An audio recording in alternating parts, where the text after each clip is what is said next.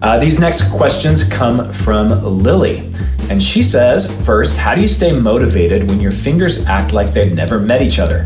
Asking for a friend, AKA my left hand. So this kind of goes back to what I'm talking about in the last section. When people get confused with hands together, it's one of two reasons. They didn't spend enough time doing hands alone, which is totally normal. We all get anxious. We want to play the song that we love. And so we kind of jump the gun and we don't do enough practice with just our right hand or just our left hand. And then the second reason is when they do bring them together, they don't play slow enough.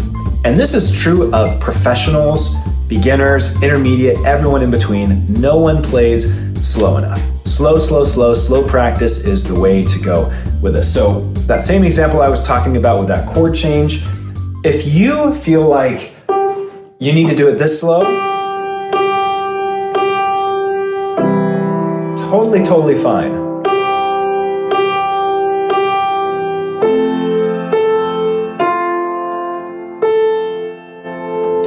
When you slow things down, it's much easier to smooth things out because you have more time. You have more time to think about it. You're allowing your brain time to process what's going on.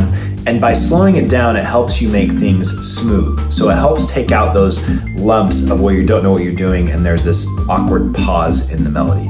One of my favorite phrases in this is slow is smooth and smooth is fast.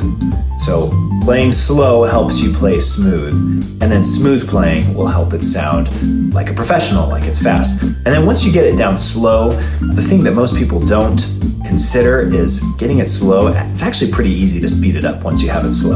That's one of the easier parts. Getting it slow is like 80%, and then increasing the speed from the slow is like 20%. So if you can just be patient with yourself and give yourself some time in the slow portion of practicing, you'll do better. One of my favorite analogies with this is baking a cake. So think about the elements that are in cake. We have eggs, we have flour, we have sugar.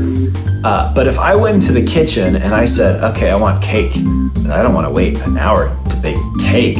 What's in cake? Okay, flakes, eggs, flour, sugar, and then I'm like, oh, let me just do that. I broke an egg in my mouth, I poured some flour in my mouth, put some sugar. Would that be good? No, it would be really nasty, right? If I just tried to dump the contents that make up a cake in there, no, you have to mix it, you have to measure it, you have to bake it, you have to allow it to cool, and then it's a delicious cake. So there is no shortcut with this, and slow practice is the process of baking the cake, of mixing all the proper ingredients and putting it in the oven.